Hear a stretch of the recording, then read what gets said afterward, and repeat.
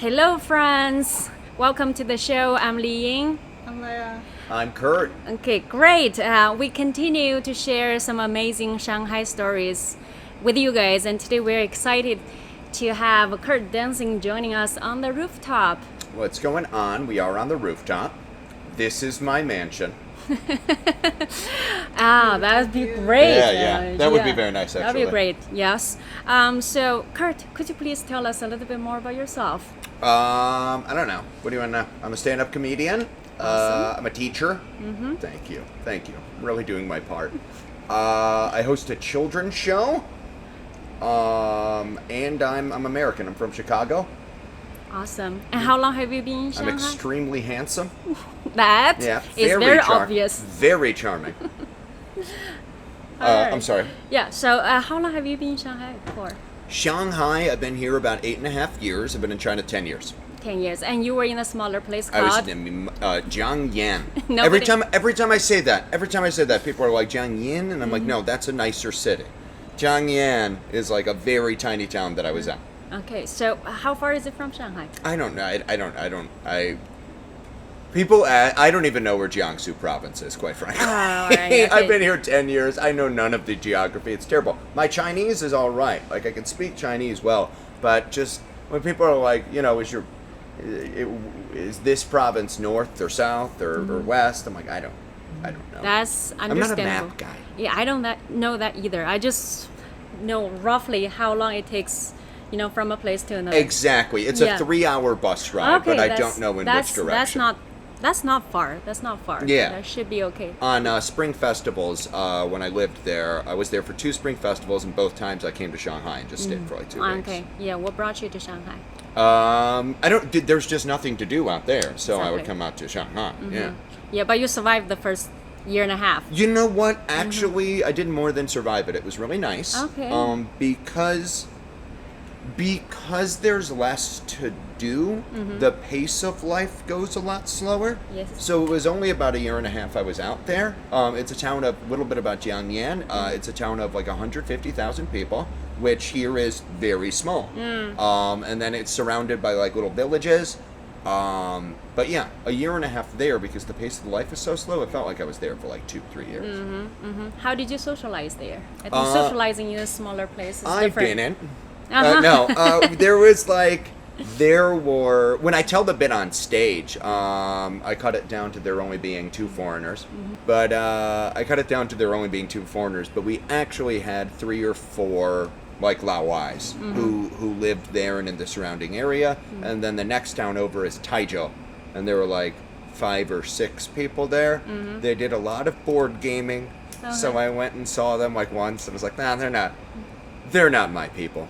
I'm here to get drunk. So you just end up socializing a lot more with a much smaller group of people, But also, there's a lot to do in a smaller town that isn't just like socializing. I said there were villages around the area. Yeah. My boss bought me my first scooter. Oh, I see. And I would take long drives out into the village, like the villages around town. Did you explore some of the villages? You know what? You don't explore too much because even in Jiangyan, this was the first time a lot of people had seen a foreigner. Oh, So you see them and everybody's just like, whoa, what's going on with that guy? So you go into the villages and people are like, oh shit, call the sheriff. Whitey's here. Whitey's here. He's trying to take over. No, the people would be a little scared. Okay, so apart from being scared, were they also interested? I mean, like with good intention. One of my first memories, Yeah. this was my first day that I was starting off as an English training teacher with like no experience, They were just like, you're white, you're hired, That was a lot of how hiring went back in the day, and presumably actually still does, 10 years in, I'm better. I'm a good teacher now, but I had no idea what I was doing. But I was reviewing the materials out front of the school, just like I sat down in a chair and I'm going through the books, and I'm like, okay, I can figure out how to teach this, And I look up, and there's like 7 like IEs just crowded around me, just talking about me and pointing at me, and they're like, oh, he seems seems all right, you know. So that was one of the first like positive experiences I had. It was like, oh, they're interested, and even though they're all crowded around me, I'm not put off, and there's not a huge amount of culture shock. That's great. And for people who do not speak Chinese, ai means? Ai means auntie, but in China it generally just means like an older lady. Yeah, exactly. Yeah. So A sensual older lady. all right. So that's where you picked up Chinese in Jiangyan? Yeah, because nobody speaks any English. So like if you don't speak Chinese, you don't eat. For my first month, I ate nothing but fan qie chao dan. It was the only thing I knew how to say. So every day I would walk into the same restaurant and I would be like, fan qie, and eventually they're like, yeah, we get it. We know, you should learn other Chinese words, you know? But they were super helpful, you know? I eventually learned gong bao ji ding. And I always ate at the same family's restaurant, and they did not have gong bao ji ding on the restaurant. That's kung pao chicken. But it's different here. But they did not have that on the menu, but they're like, let's see, we'll whip it up for you, don't worry about it. They were super nice. Eventually that family, we just loved them. They were great. They had an older daughter, so we gave her free tuition to the English school. Oh, that's nice. Yeah. That's nice. All right, that's nice. Do you miss that small city? I miss the slower pace of life, but there are things I miss about it. I don't think I would, not that specific one. I don't think I'd move back to Jiangyan. Okay. But there's a feeling like when you move from the U.S. in Chicago, you know, that was my only experience of life, is the suburbs of Chicago, and then living in Chicago during college. And then you move to this entirely, completely different place where not only are you disconnected geographically and you have a new job that you don't really know how to do yet, but also you can't speak the language and the entire culture is different. There's a feeling of being like displaced, but in a good way, like lost in the world, like you're on an adventure, you know. And I do miss that because I've lived in Shanghai for 8.5 years, and Shanghai's fairly cosmopolitan. Like, it is. If you don't want to speak Chinese here, you don't have to. Yeah. You can always figure out a way. You know, there's either a person who speaks English who can help you, or there's an app for it, or whatever. You know, so the routine of living in Shanghai has become really commonplace for me. And I miss that feeling of being sort of lost in the world. That's a good feeling. That's a good feeling. That's a good feeling. It makes you feel young. You know what I mean? It makes you feel like you're starting a brand new journey. It's nice. And also, like, the people you met there, they were different from the people you meet here, I guess. Sure. Although not super different in the sense that Shanghai's a city where, like, you can be like, here, we're on the rooftop of IAPM Mall. It's like a giant luxury brands mecca mall. You know what I mean? But like 3 streets over, you're going to find little hole-in-the-wall shops with IEs and old dudes sitting on chairs on the sidewalk smoking. The difference is Jiangyan was only that portion of it. You know what I mean? Yeah. There weren't any like the biggest restaurants in town were McDonald's and KFC. They were right across from each other. You know? They were there for you. Yeah, they honestly, it was depressing how much KFC and McDonald's I ate, because you're just sitting there. You're sitting there after a year in China, and you're like, is this? You're eating your like Big Mac or whatever. You're like, is this what I came for? This isn't what I'm doing this wrong. But they're localized, all right? KFC and McDonald's. I don't know. I'm not a huge adventurer when it comes to the localized like. Okay, you never tried those? No, I'd never tried the localized McDonald's menus, you know, because, I don't know. Yeah. It's also just a lot of mayonnaise on everything. Chinese people love mayonnaise. Yep. Japanese people, too. Yep, and MSG. And MSG's good, though. So, then what brought you to Shanghai? What brought me to Shanghai or to China? From Jiangyan to Shanghai. From Jiangyan to Shanghai, that's like a thing I do on stage. Do it, please. I'm not gonna. We'll do. I'm not gonna stand there and be like, Laura. Do sit up, not stand up. But yeah, but towards the end of my time in Jiangyan, there were only 2 foreigners in town. There was me, and there was this dude, Craig. And like The Craig we have here? No. This was an Indian guy. He was like an Indian Fred Flintstone. He was fucking awesome. He was like, you could picture him getting drunk and being like, yabba dabba doo, you know? He was like a really fun guy. But then he stabbed a guy. Yeah, he stabbed a dude. I was not there. I wasn't present for it. Apparently there was another foreigner in town for one night. Craig met him. Didn't go well? Yeah, it didn't go well. It didn't go well, and Craig ended up stabbing this guy. And my boss calls me the next morning, and he's like, "We have a problem. Craig stabbed a guy, and now the police are questioning me. They're talking to Craig. They're going to ask every foreigner in town, which is every foreigner in town is Craig and me, about what happened. And even if you weren't there, they're going to want answers. And also, in addition." You know, my business doesn't actually have any of the licensing to have foreign teachers. Anyway, the point is you need to leave town for a little while. Like 2 weeks. So he put me on the bus, and I was like, you know what? I've had my time in Jiangyan. I'm going to go to Shanghai, but I'm not going back. So I just left everything in my apartment and moved here. I moved here with like a school bag full of stuff. Your boss sounds like a mafia. No, he was just a tiny incompetent man. All right. Yeah, no, God, I wish he was that cool. No, he was an idiot. He was,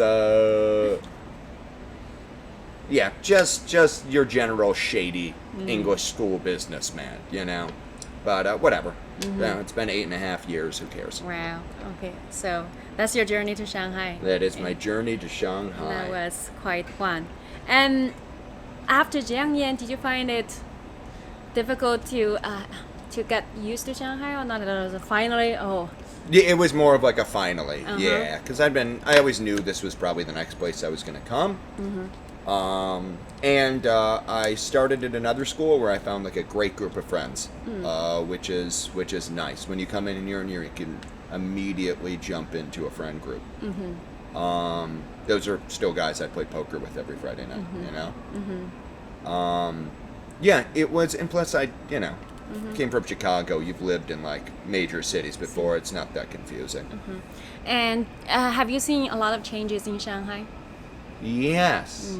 Yeah. What's the biggest one? None of it's like the biggest one. It's all a bunch of small ones. You used to have more street food. You know what I mean? Yeah. I miss the street food. Yeah, Mike talked about that too last time. Yeah, I really miss the street food. You don't care about the hygiene issue when it comes to street food? I don't think really just worry like about so it. I mean, if delicious? it fucks up my stomach, it fucks up my stomach, but it's still delicious, you know? What else? There used to be more expats. I don't know if you've noticed that. Because of the virus? Because of the virus, but even before that, there were just they for the past like 3 years, I would say, they've really been cracking down on issuing visas. There was a big drug crackdown like a year and a half ago that really like kind of made a bunch of people exit. Or go in somewhere. Or maybe go, or go to jail, or just flee to the tier 2, tier 3 cities, you know? I think Shanghai used to probably be more inviting to foreigners.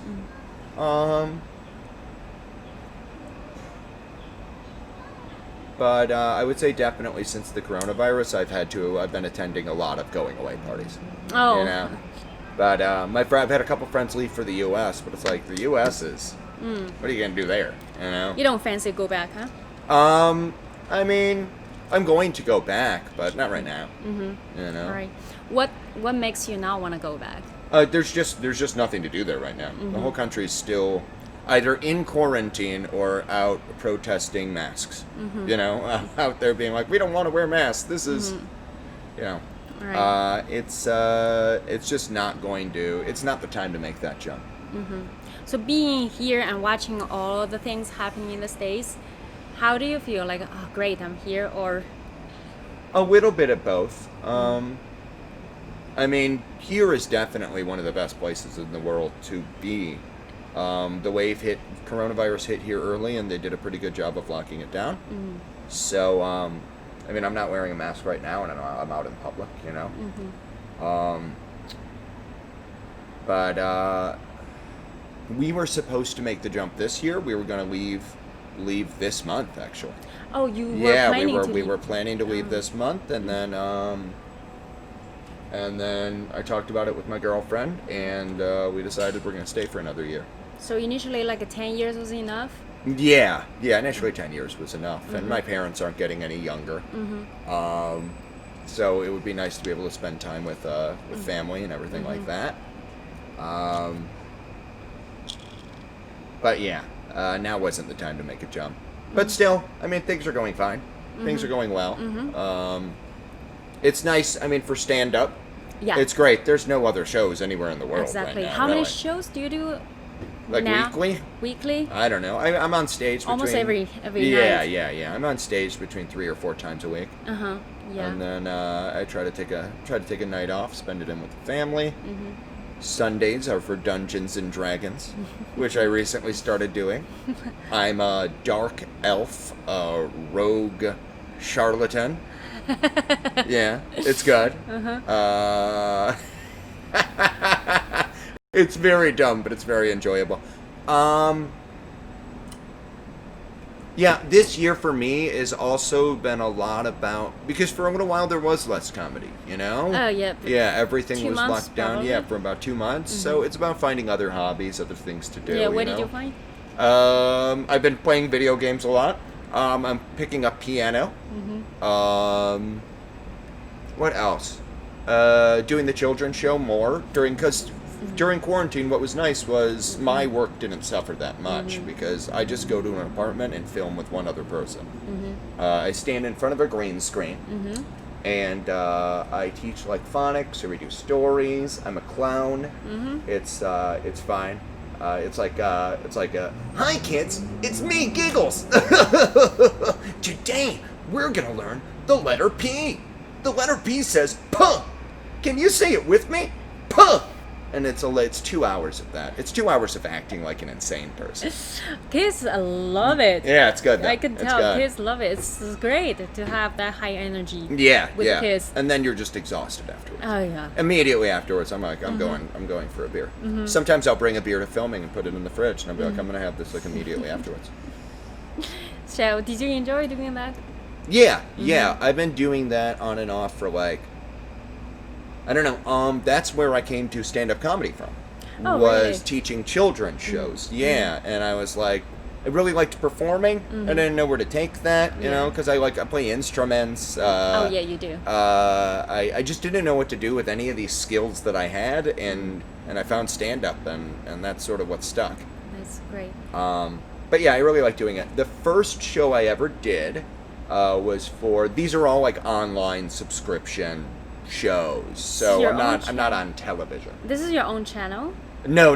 This is I do it for various companies. Okay, I've probably alright. done it for about 3 or 4 companies, but there's always been steady work in it. So, All right, great. but the first one I had to talk to a cartoon catalog, which was cool, but also ridiculous because there's nothing there.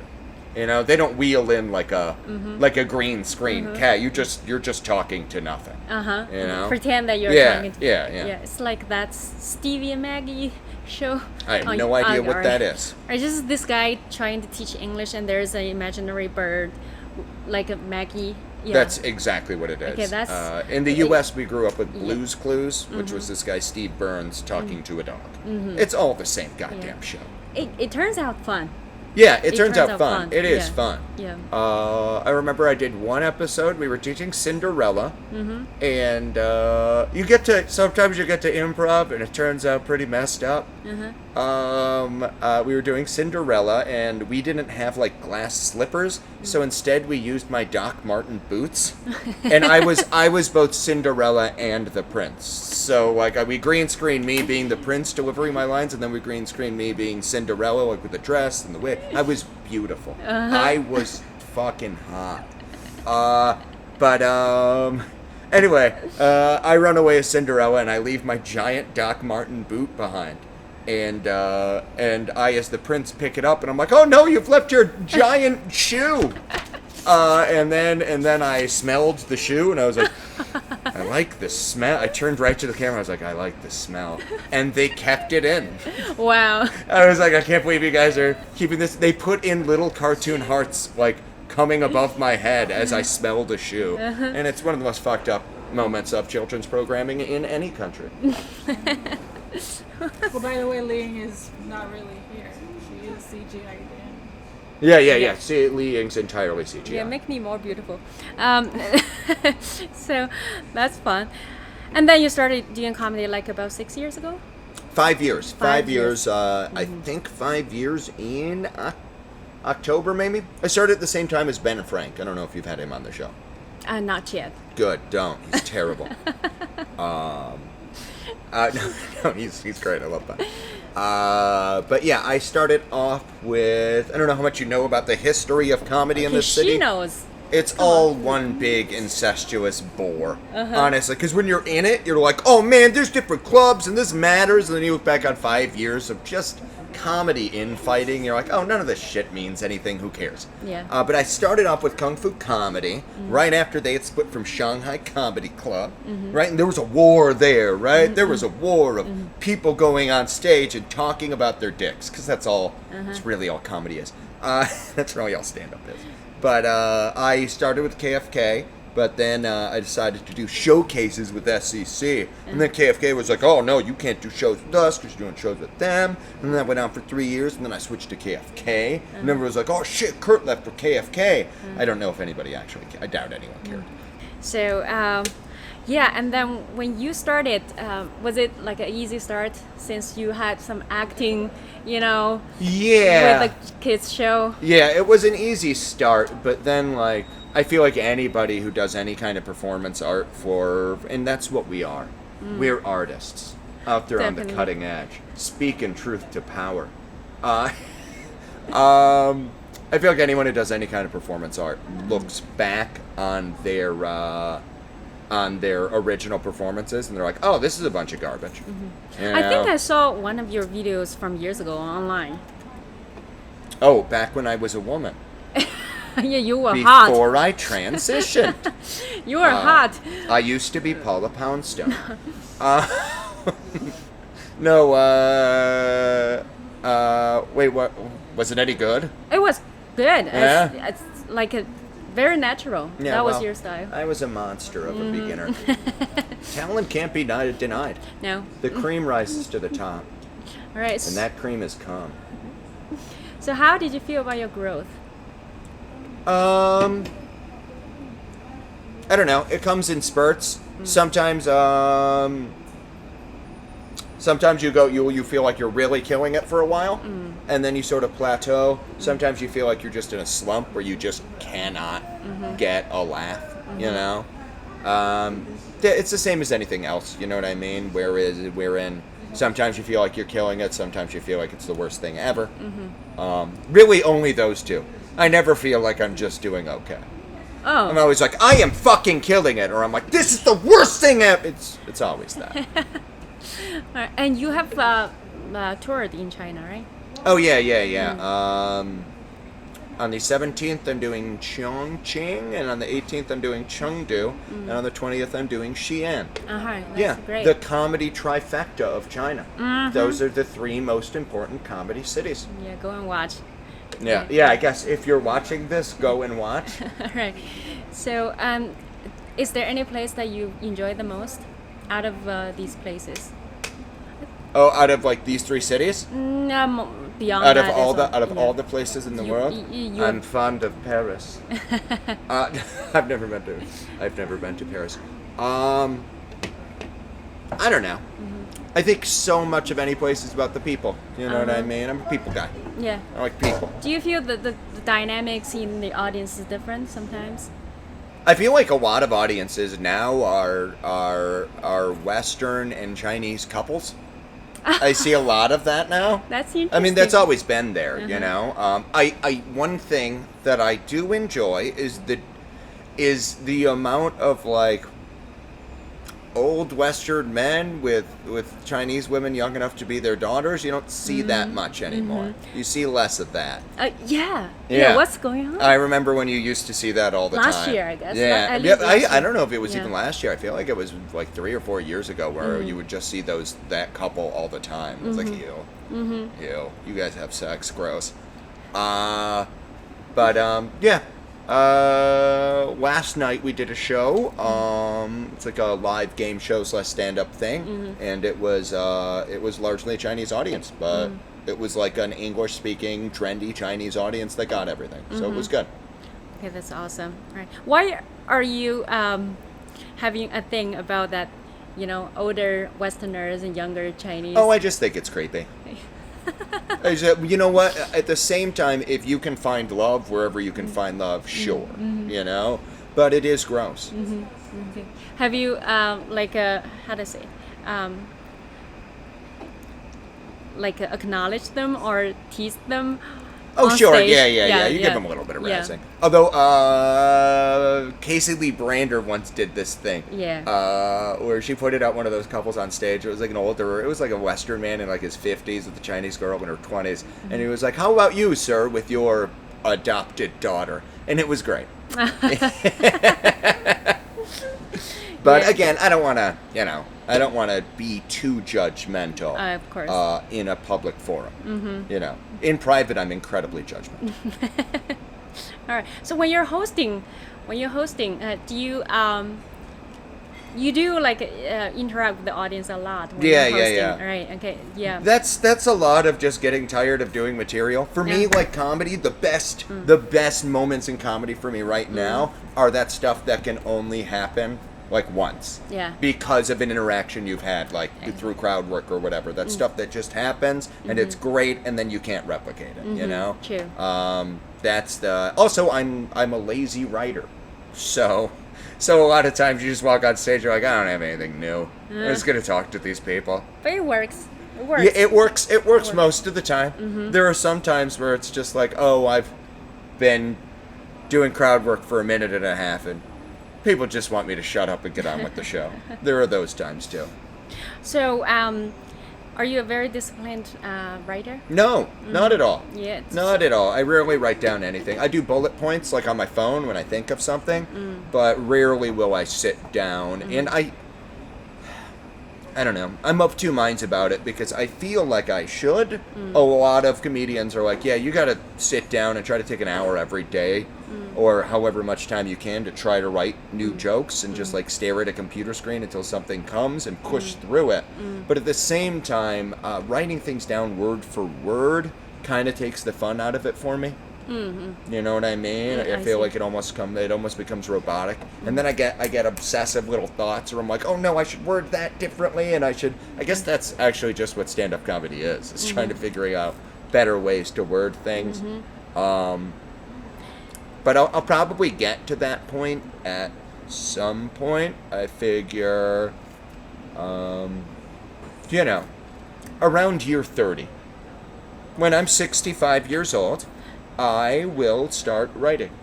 Yeah. All right. Yeah, I mean, writing. Some people write mentally. Yeah. That's sort of how I do Yeah, it. and some people they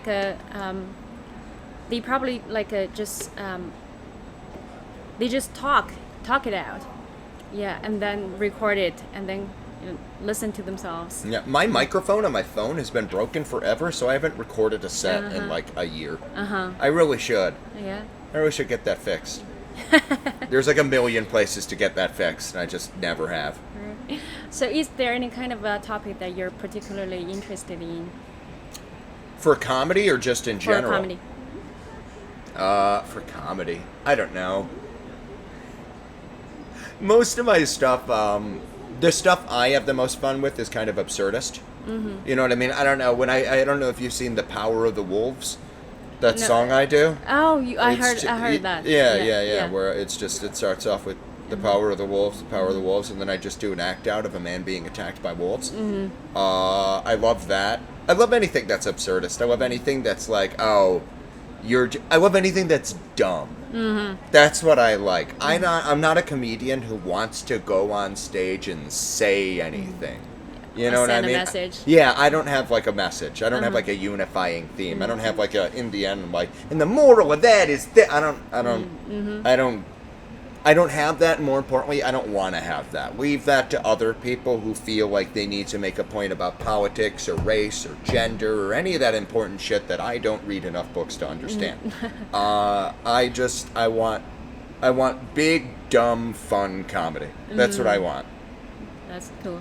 Yeah. And did you always use your guitar or ukulele? I started off with I think I tried the guitar and then I decided that's hacky, because you have like it's comedy and I'm sure a bunch of other any kind of art form. You walk in with all these ideas of that's hacky, that's original, that works, that doesn't, and then eventually you get comfortable enough. And also, to a certain extent, you stop caring, where you're like, you know what, I'm just going to do the things that make me laugh, and if it works out, then it works out, and if it doesn't, it's open mic, who gives a shit, Yeah. And people like it. Yeah, people like it, thank God. Yeah, people like it. Although I have had people be like, we don't like it. Oh, we don't you like have? it. We'd like you to leave the stage and bring on someone who I don't know, who isn't as dumb. Have you ever had any like hecklers who are really mean? Oh man. Okay, one time I was doing a show at the Rooster. The Rooster's just like a cramped little pub on Shanghai. I don't know if you've been I there. heard about it, but I've never been there. It's I don't know how you even would have heard about it. It's a bar with no character. If anybody from the Rooster is watching this, Chase, I love you. And I love your bar. I'm not sure I get the theme. I think it's ostensibly a sports bar, but really it's just like an after hours place. I don't know why I'm talking about the bar for so long. Anyway, we were doing a show there. They didn't have a stage. We had instead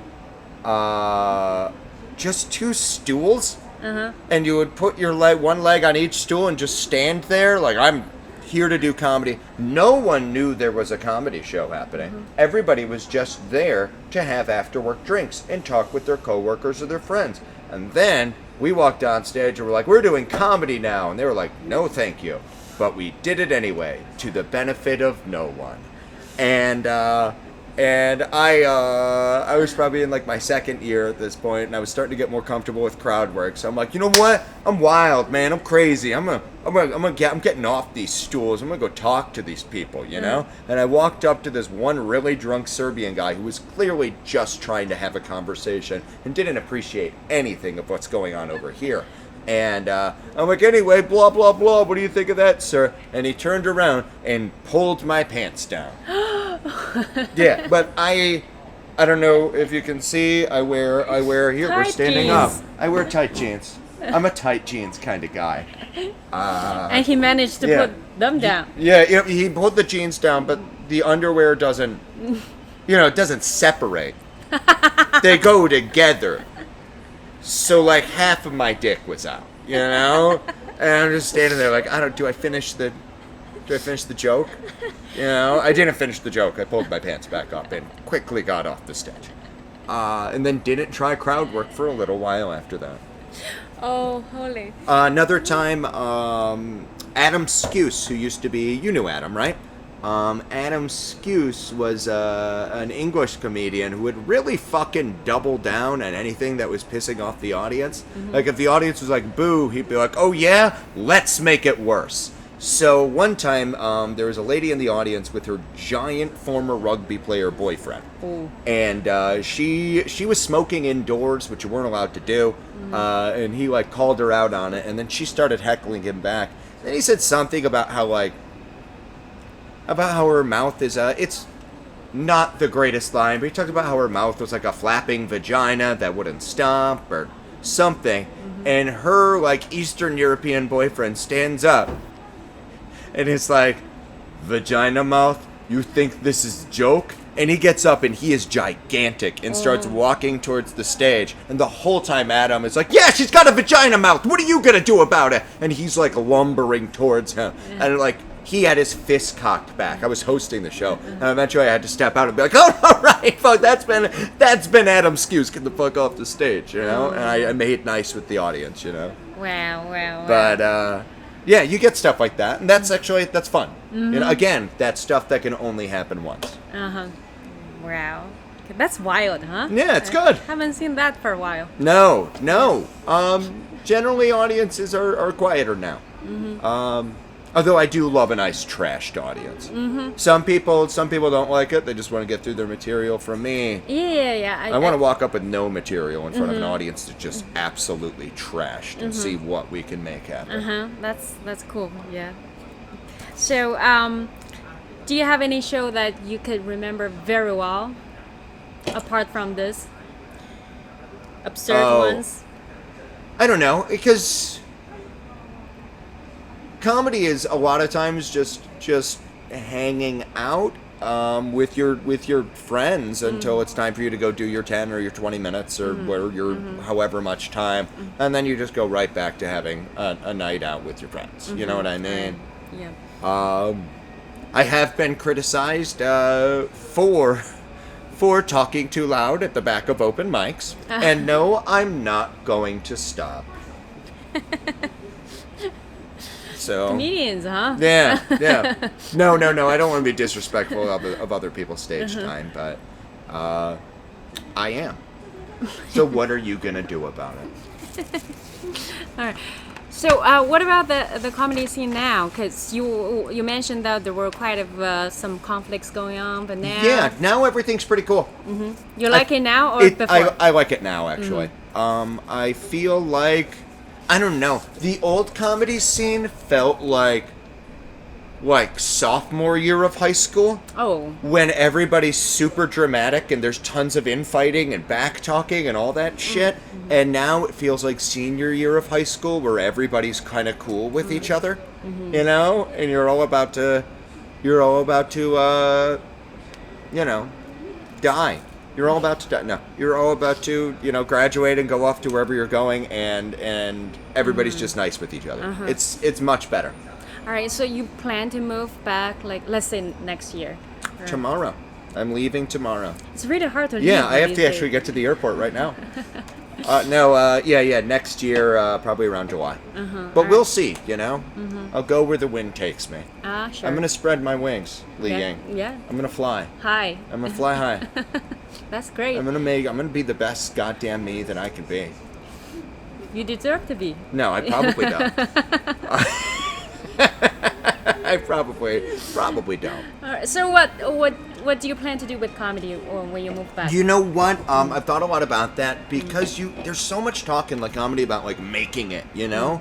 And I've never been sure what that criteria is for me. I know that I'm going to start off in Chicago, probably just doing open mics, getting on showcases, and then if I just become... So long as I'm doing well on stage, I think I'll figure it out. You know what I mean? If this becomes a career or just a long-term hobby, I'm not overly obsessed with that. For me, I think I just want to get better at it. Other than that, hanging out with my girlfriend, hanging out with my dog. Yeah. It's big. I'm very into that. I'm not sure how into that they are. They seem to like each other more than either of them likes me. But yeah. Yeah, great. You do seem like to enjoy yourself a lot when you're on stage, because for a lot of people, coming up with new jokes, stuff, and sometimes it's stressful, and you can tell, Yeah, but I don't feel that vibe in you. Yeah, no. No matter how shitty I'm feeling before I get on stage, once the mic is in my hand and I'm and I'm in charge for my 10 minutes, I'm having fun. Yeah, that's the most important thing, I guess. Yeah. You had podcasts before. Yeah, I had podcasts before, but none of them are up anymore. Don't worry about it. They were terrible. What did you talk about? The first one was it was called Let's Talk About Greg. And every week we picked a name and we just talked about people with that name. Okay. It was great. I don't want to explain it in detail because I might bring it back. Oh, Watch great. this space. And then there was Tickle Boys. Tickle Boys. Tickle Boys. It was called Tickle Boys. We couldn't buy tickleboys.com because tickleboys.com is it's a website devoted to the feet of boys. Yeah. Yes. Like Intriguing. A documentary about Oh, the tickling documentary. That was wild. super crazy. Yeah, they were blackmailing dudes with with footage of them getting tickled. Oh. Yeah. Anyway, watch the documentary. It's super good. What is it called? Tickled. Tickled. It's called Tickled. Yeah, Tickled Boys was a comic book review. We read bad comic books and talked about them. But the thing is, comic books are very much a visual medium. Yeah. So you'd be like on this page, and then you spend like 20 minutes explaining what's happening in the on this page in the comic book, and eventually you're like, I just wish you could see it. You know, it would have been a better video podcast. But yeah. It was with Stephen Smith and Nate Johns. Have you had either of them on? Oh, they're super big celebrities here. Yeah, they're huge celebrities in the gay pornography industry. Two. You had two podcasts. Yeah. Uh-huh. And then, did I do another one? No. I have ideas for podcasts all the time. Oh, yeah. Yeah, and then I'll be like, and then I'll come home and tell my girlfriend about it, and I'll be like, baby, I had this greatest idea for a podcast, blah, blah, blah. And she'll be like, that's great, you should do it. And I'll be like, nah. Okay, what makes you want to do it? I went to school for radio journalism. Oh, yeah? Yeah. So I ran a radio show in college. It was a time capsule theater. It was old-time radio shows. And also, I need attention. I'm very insecure, so I need to for people to hear what I have to say. I've got a lot of things to say. Yeah, great. I'm a rich, multifaceted individual. Then why did you stop the show? Because I'm lazy. It's work again. It's work. It's work.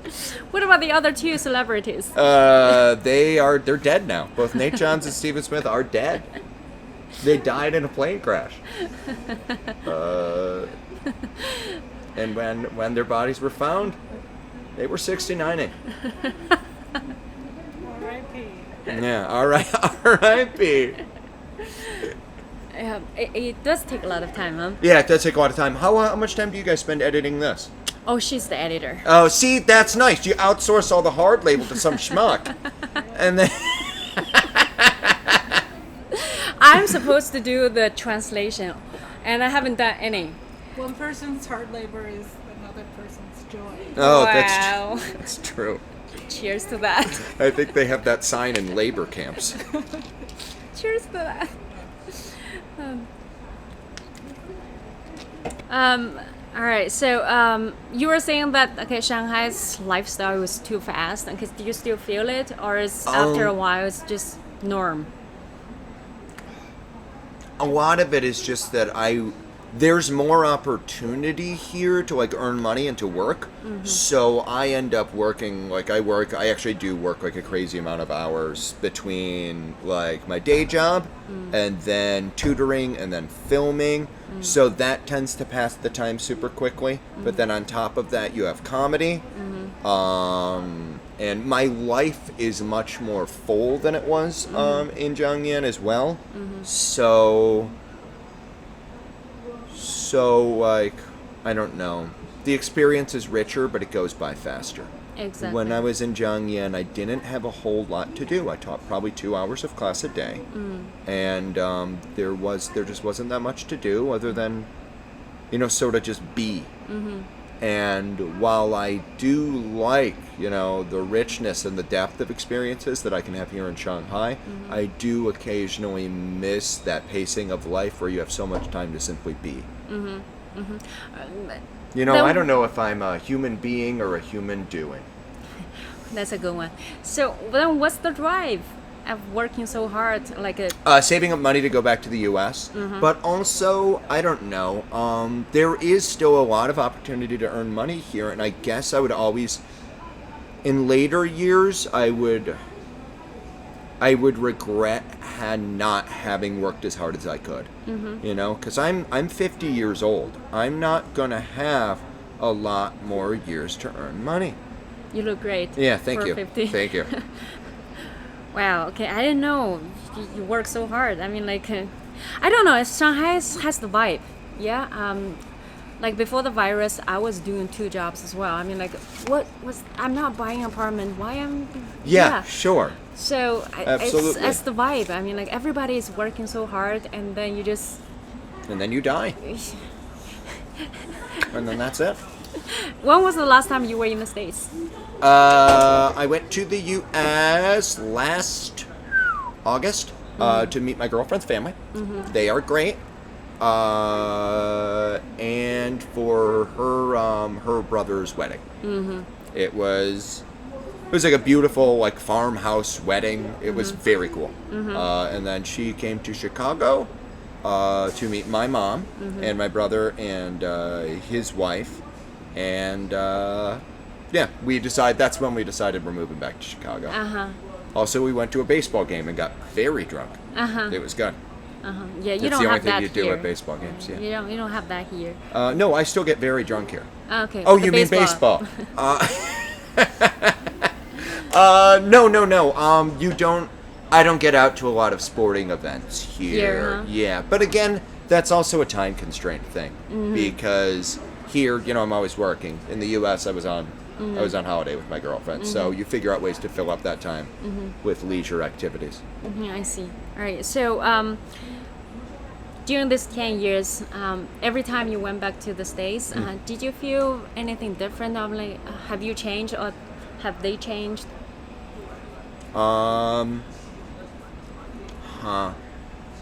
I mean, obviously they've changed on like a macro level.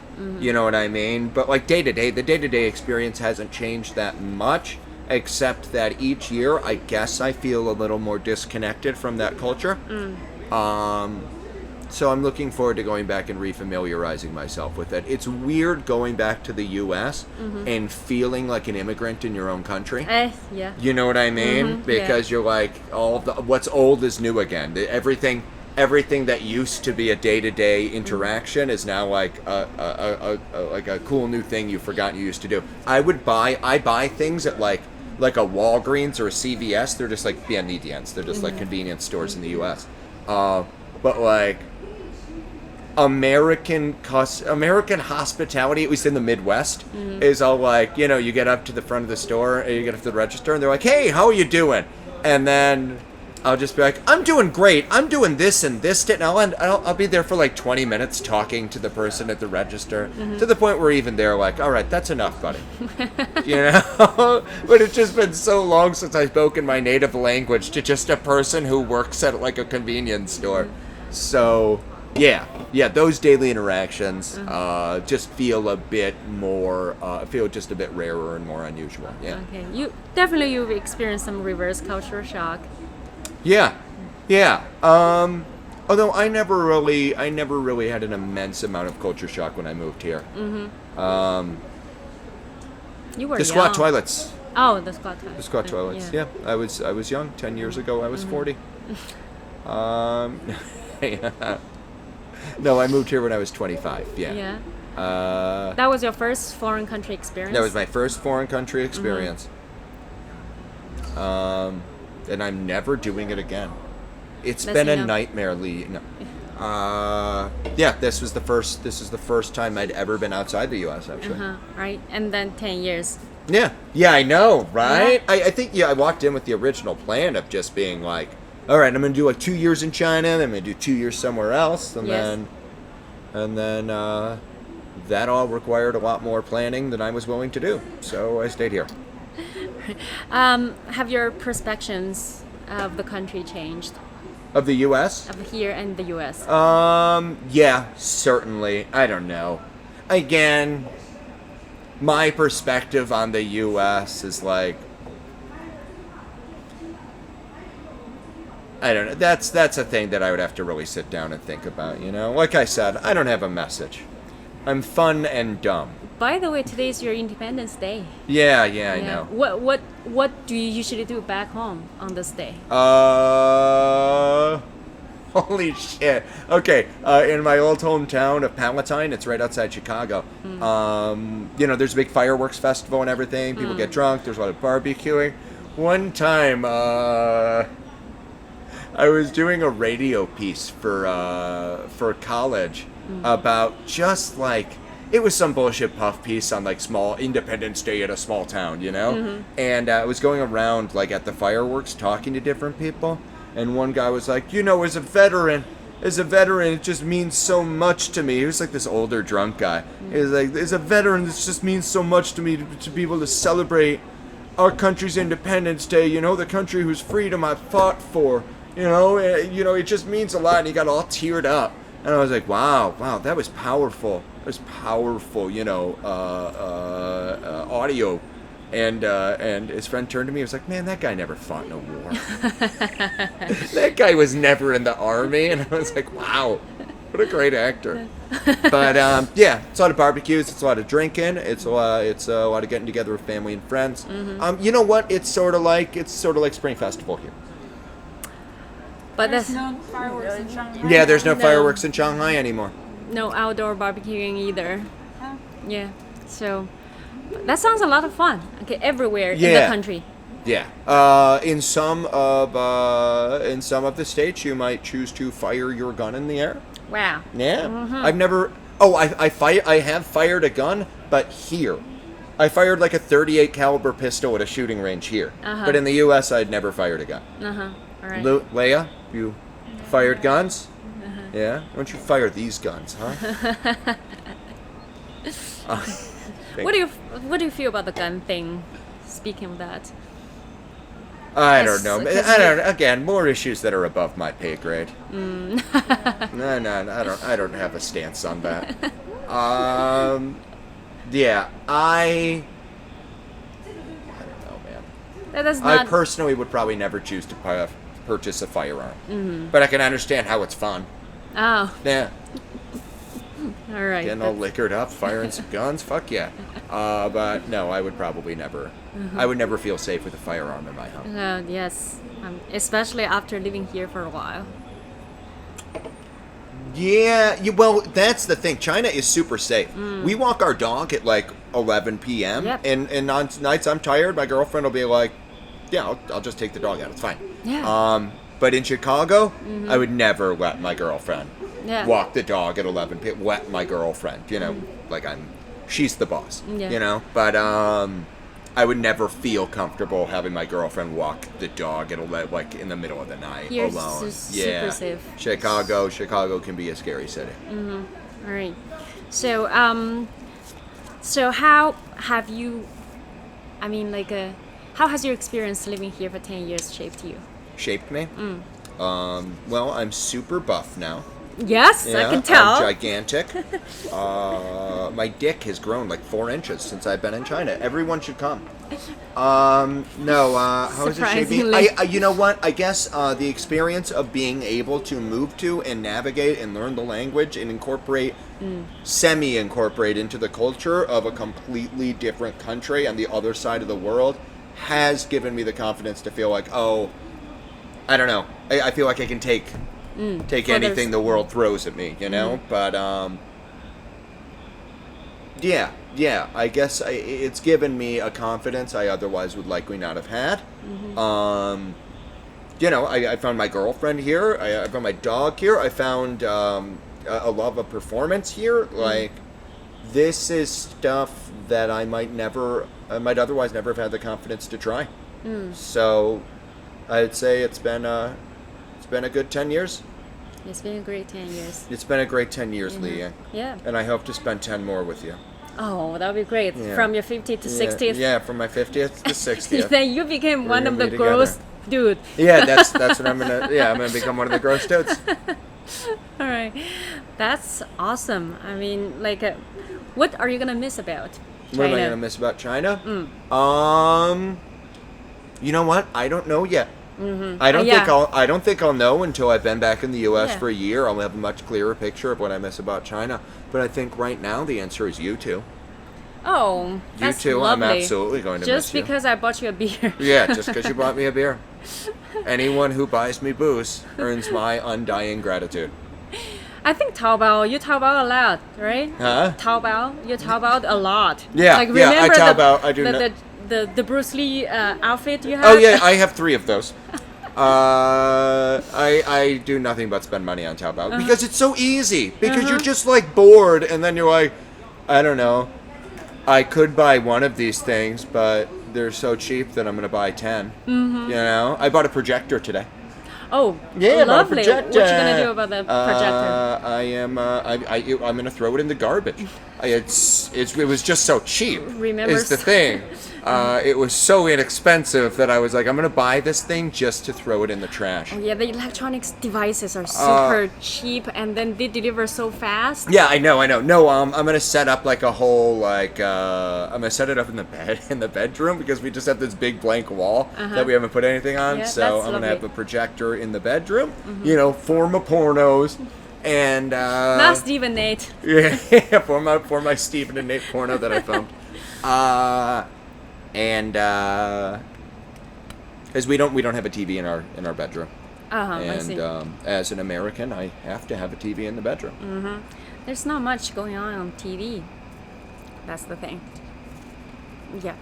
So, yeah. Okay, electronic stuffs. You gonna bring a lot of them back home? No, I don't know what the hell I'm bringing back. I think I'm bringing back like I have some podcasting equipment, but anything that's like small enough and fits. But most of my stuff is gonna get sold off. You know, there's a lot of secondhand buy. Oh my God, there's so many secondhand buy and sell groups on WeChat.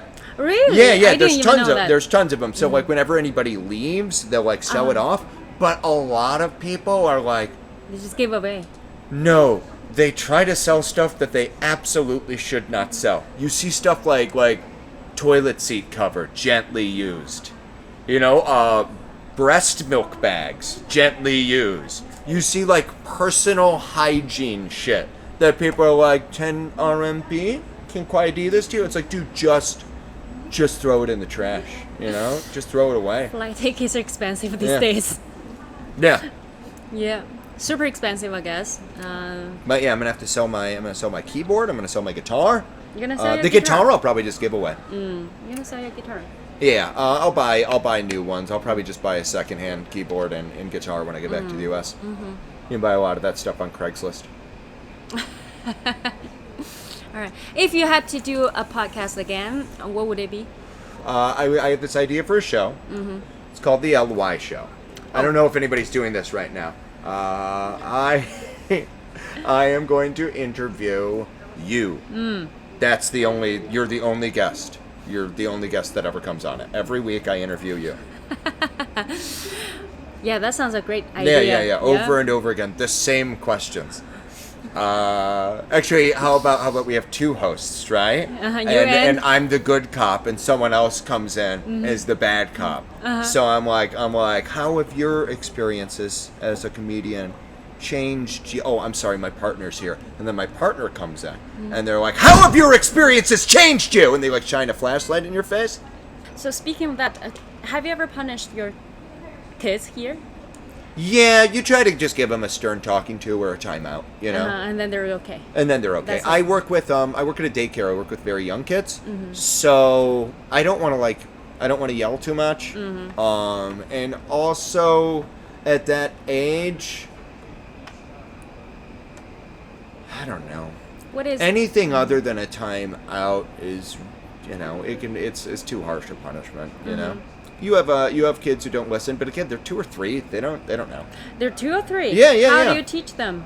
How do I teach them? We do a lot of songs, a lot of dancing. That takes a lot and it's of a lot energy. of sensory play, a lot of just learning motor skills. It's all very basic stuff. But when repeated a lot over the course of a week and then a month and then a year, they really do. You get to watch them grow. It's great. Wow. Plus, I okay. love babies. You do? Love babies. So the 2 or 3 years old, that's very early. Okay. Do the U.S. kids start learning at like a daycare place this early? Yeah. I think I went to like a Montessori school, so probably from like 3 to 4, I was in like a preschool type thing, and then I went to kindergarten, and then I went to first grade, and then I went to second grade, third grade. After that, fourth grade. Then I went to fifth grade. After that is sixth grade. Seventh grade. Eighth grade. Did eighth grade. Ninth grade, also known as freshman year of high school. Then 10th grade, that's sophomore. 11th grade, that's junior. 12th, that's the senior year of high school, right? And then you're on to freshman year of college, which I refer to as 13th grade. 14th, that's sophomore year. I can keep going. Yeah. Your kids can count very well. Yeah. My kids are great at counting. They're good counters. Like teaching Chinese, all of them Chinese kids, right? No, we have it's kids from all over. Yeah. Okay, all right. So how has that experience been? And you have always taught kids. I've always taught kids, but this is the first time teaching really small ones. Usually my primary, like what I chose to stay in, I've taught high schoolers, I've taught middle school, I've taught everything, but what I really did like doing was teaching primary. Just because, again, big, dumb, fun.